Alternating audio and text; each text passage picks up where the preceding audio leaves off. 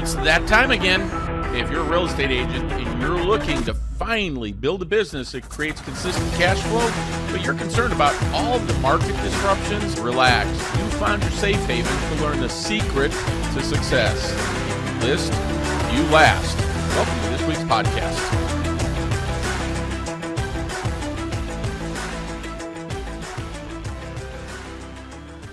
Hey, welcome, fellow listing agents. Bob Mangold, the listing coach, here with episode 19. Can you believe that? 19 of the If You List, You Last podcast. Now, this week's going to be a little bit shorter podcast. I've been traveling and was speaking at an event in Dallas on Monday. But this week, I want to talk to you a little bit about wasting time on unmotivated sellers. And it could even be unmotivated buyers, but really on unmotivated sellers, and how to start to handle that differently once you identify that. So that's our topic for today. Now, as always, make sure you join the Real Estate Asset Advisors Facebook group so you can join in on the conversation and share your thoughts or your comments, your questions on any of the topics that I discuss right here on the podcast. And then if you have something that you want to talk about or something you want me to break down in depth, hey, make sure you share the request. So let's get started. This week's mortgage market update. I've got a lot of updated information for you because I'm a little bit behind schedule. I was able to take and get some of the core inflation numbers for you this week, which is a big deal because it's going to impact interest rates. And again, for lack of trying, I don't want to turn you into chart reading experts and things of that nature, but what's going on with inflation being higher than expected and the Fed obviously will take longer to drop that rate and how the stock market reacts to that and things of that nature. What we want to do is pay attention to how it impacts interest rates. And we do that through watching mortgage-backed securities. And what's going on right now over the last 3 or 4 days, it's called the Stochastic event. You don't need to really know what that is, other than to know that it is important. And what's happening right now is these different moving averages, the 50-day moving averages, the 200-day moving averages, and that interest rates are moving against us. It's really what I want to let you know, meaning you're going to start to see them increase. And again, I don't think it's going to go up anything substantial. Certainly it's going to go up a quarter point, could be a half a point. So right now we're in the high sixes. You could end up being 7.5 for the next 30 days, 45 days. Remember, it fluctuates every day. Actually, it fluctuates hourly. So just know that interest rates are constantly moving, but the technical analysis of it right now, the things that are going on with inflation, don't expect to see any big impact favorably in the mortgage interest rate market. And what that really means for you as an agent, you need to not just focus on mortgage interest rates, because you need to take and bring into account everybody's mix of debt. That could be car payments, student loans, credit cards. And so I did a podcast early on, episode 3, 4, 5, whatever it was, about showing somebody how they could afford to buy a house, even though they bought a much more expensive home and had a much higher interest rate, more than twice what they currently had, because you have to factor in all the other debt that they have. And that if they have equity in those properties and they sell the house and they are able to get rid of those higher rate debt payments, doesn't really matter what happens to the mortgage rate because it's a bigger tax deduction. So go and look at that one and go and if you haven't listened to that one already, go ahead and re-listen to that. It's like I said, it's episode 3, 4, 5, whatever it was. But here's what's really important to understand, folks. And I, quite honestly, full disclosure, I have not really paid attention. I only have 2 credit cards and I only use them for expenses that I literally pay off every week. So I never run a balance on them. But I have an 817 FICO score. And on my Southwest card, my Southwest Chase card, I pay 28.99% interest. Now, because I pay it off so frequently, I don't run a balance, so I'm not really paying it. But even with that high of a credit score, people are sitting on trillions of dollars of credit card debt at 30%, 35%. If mine's 28.99, somebody with a 600 credit score has got to be in the mid-30s. And that's important to you as a real estate agent, because if we paid those off and use the cash flow savings for them to be able to still buy a house at a higher rate, you're going to have a lot more business there. So don't forget to take that in mind as you're talking to people and really teach yourself that process. And so I walk through in one of the podcast episodes exactly how you do that. so that you can help people make that decision to move. So that's what I want to cover on this week's mortgage market update for you. Now, this week's topic, what really spurred that on, and I thought it was probably important to talk to, is I read a book as I was traveling called The Full Fee Agent. And what I found important really was a concept in there that you're either a friend or a foe as it relates to a potential seller. And it's not in the literal sense that you're a foe, but what happens is agents go in and they talk to people, whether it's just called a FSBO, expired, canceled listing. And let's be honest, guys, they could be ridiculous in the price that they're asking. They could not be motivated, right? How many times have you talked to a FSBO and they say, hey, I'm not really that motivated to move. You go, hey, the price is too high. And you go, hey, I'm not really that motivated to move. The logical question would be, gosh, I'm confused. You have the house up for sale, but you're not really motivated to sell it. Did I understand that? And could you maybe explain that to me in more depth? And you let them talk. But realistically, what that is, folks, is that somebody who's really motivated to sell. And remember, you do all this work. The average real estate agent does all this work up front. They're creating CRMs. They're doing research on what the real value of the properties are and what other homes have sold for. And you're spending all that time up front to go to a listing presentation where they're really not that motivated. Don't you have to ask yourself, why would you do that? And so you've heard me preach. We do all of our listing presentations on Zoom now. And one of the reasons is because it's more efficient for us. And what that time allows us to do is to take and flush out these non-motivated sellers that are going to occupy my time. And so I want you to think about it. The standard FSBO script that everybody on the planet, except me, teaches is to call them up and go, hey, this is Bob with XYZ Realty. Just call them to see if your house is still available. Number one, lamest script ever, because they know what you're calling about and you sound like everybody else. But aside from that, once you take and do that, you've clearly defined what you are. And gosh, they go, I'm not really that motivated to sell.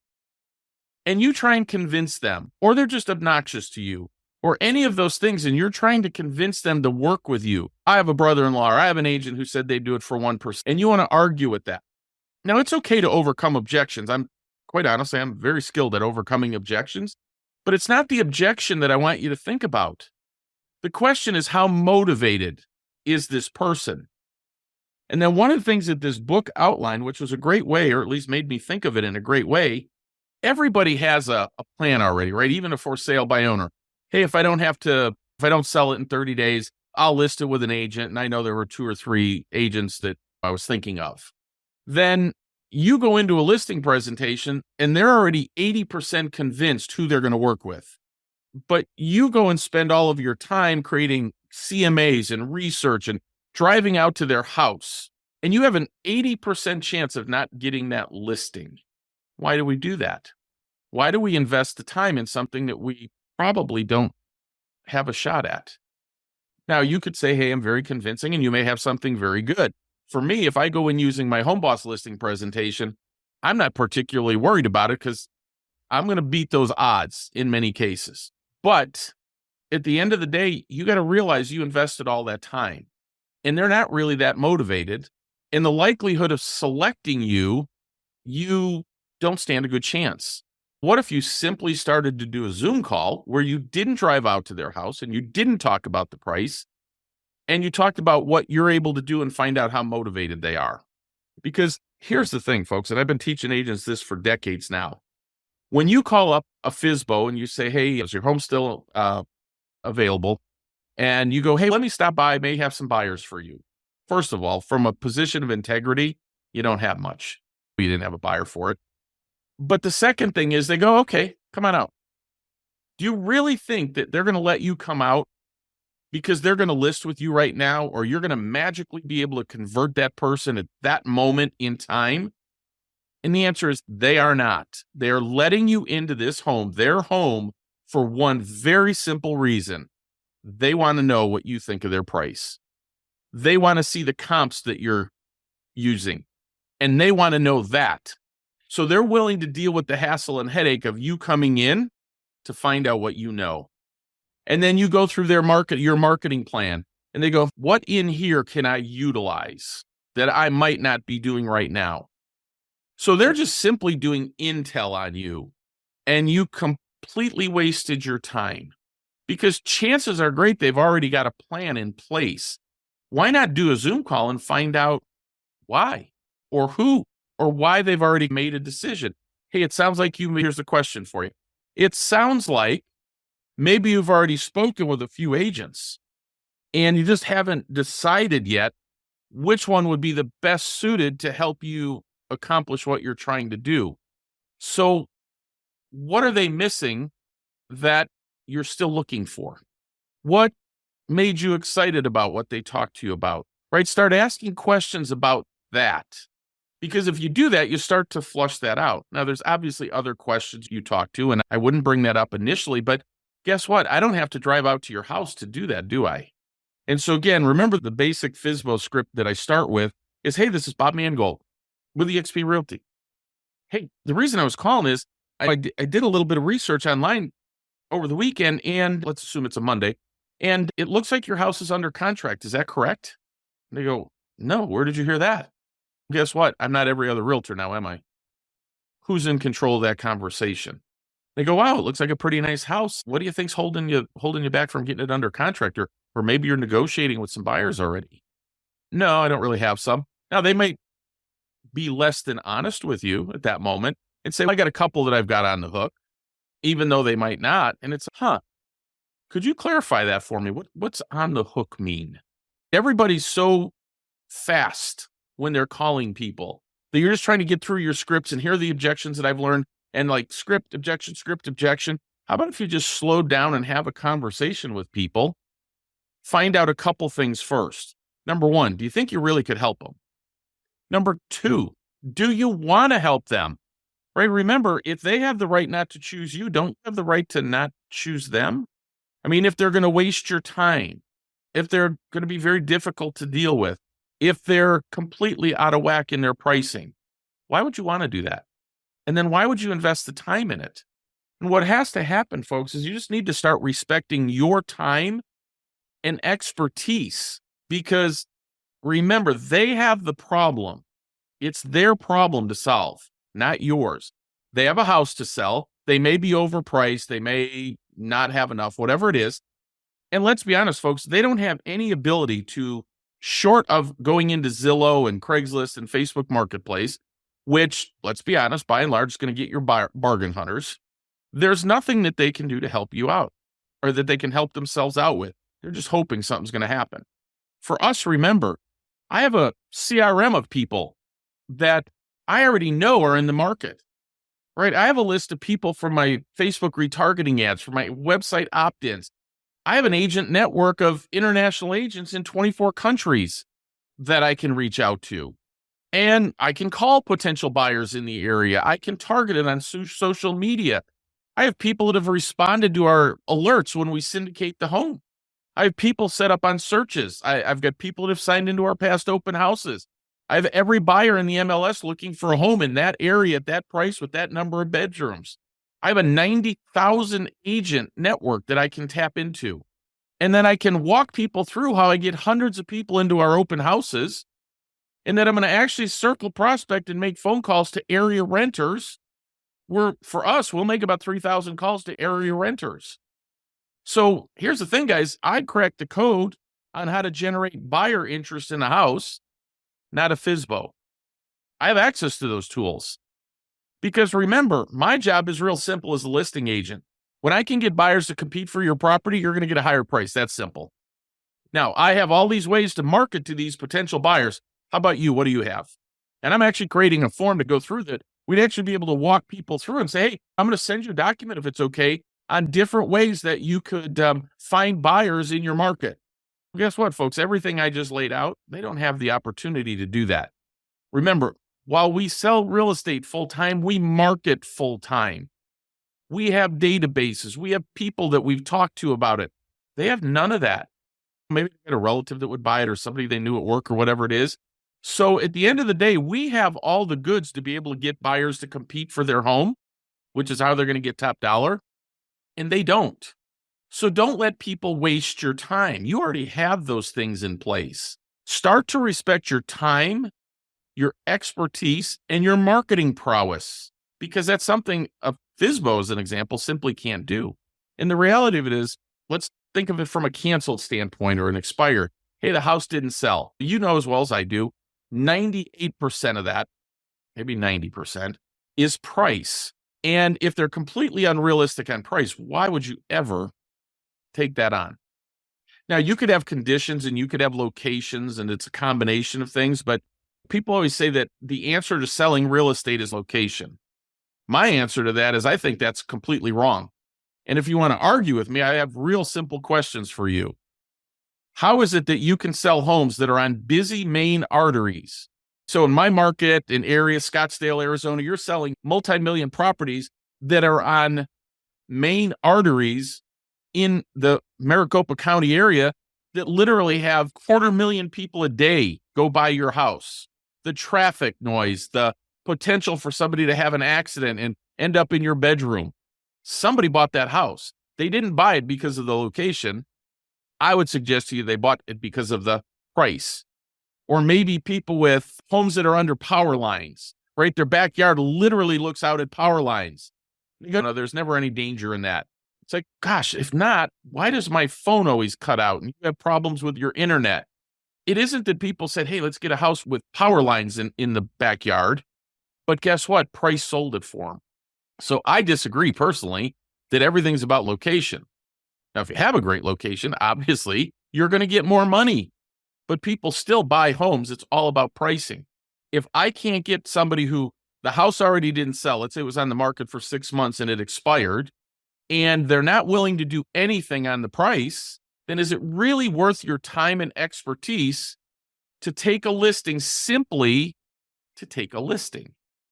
You're going to do all that work, and it's going to be a headache for you because you're going to have unhappy sellers, and you're never going to get paid anyway. Why would you do that? So why do we let people waste our time simply to take that?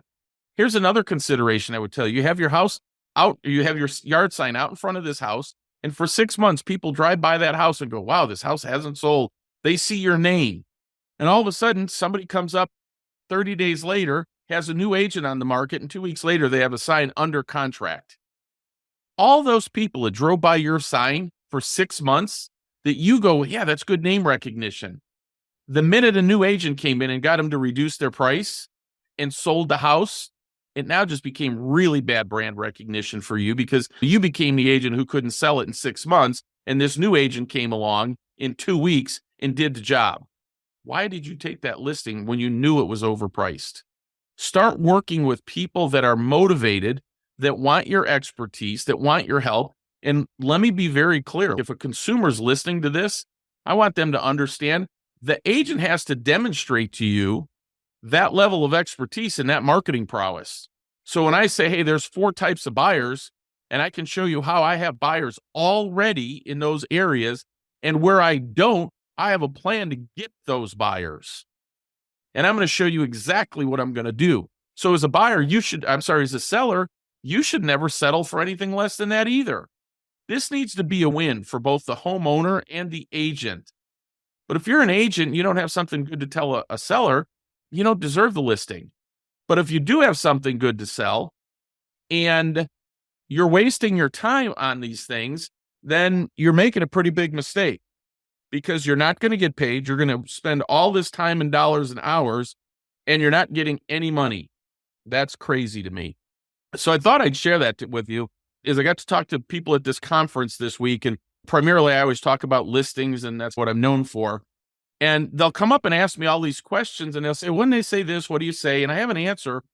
Folks, there's a difference between converting a lead into business and actually selling their property. We don't get paid to convert leads into listings.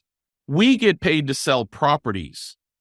And the more time I can actually spend taking listings where I know I can sell their property, the more money that I can make, because I can deliver for those people that are looking for that specific help. If I have somebody, hey, their main goal is, hey, how do I save commission?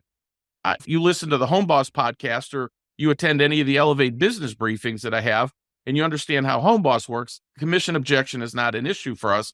But at the end of the day, you're going to have that come up and you're going to have to be able to answer it. And so that's where training and education, and I still have people say, Bob, you've been doing this so long and you're very successful at it. Why are you still reading books? Because I'm never too old to learn. And you're never too old to learn and improve your skills. If you want to make more money and you want to get better at this, you have to improve your skills. And what does that look like? When you actually talk to somebody, expired, whatever it is, anybody that's thinking of selling, you have to take and teach yourself to become skilled at asking questions that are relevant to determine how motivated that person is. How likely are they to work with you? Those kind of things, so that you're not just spinning your wheels in follow-up time and all that other stuff. Because remember, guys, the only thing you can control is your time.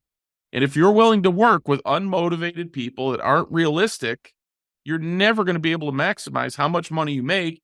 And more importantly, you're wasting time on those tasks instead of focusing in on how you can actually help your current sellers sell their house for the most amount of money fast and with a minimum amount of hassles and headaches. So you're doing your great clients a service by upping your skills, and you're doing yourself a favor by not wasting time on people that aren't motivated. So I hope that makes sense to you guys this week, and that you maybe start looking at some of the things that you're doing and maybe start doing them differently. Now, don't forget, jump on our bi-weekly Elevate business briefings every other Wednesday at 1 p.m. Eastern time. You can go to www.elevatebusinessbriefings.com. And next Wednesday, I'm actually going to do that Elevate business briefing on the Home Boss systems. If you want to know how to avoid all these questions about commission and price and all that stuff, make sure you jump on that. And if you want more detailed information really on the whole Home Boss process and how we use it and all that, just download a pre-release version of my book at ifyoulistyourlast.com. So that's it for this show. We'll talk to you next week. And remember, if you list, you last. Talk to you next week.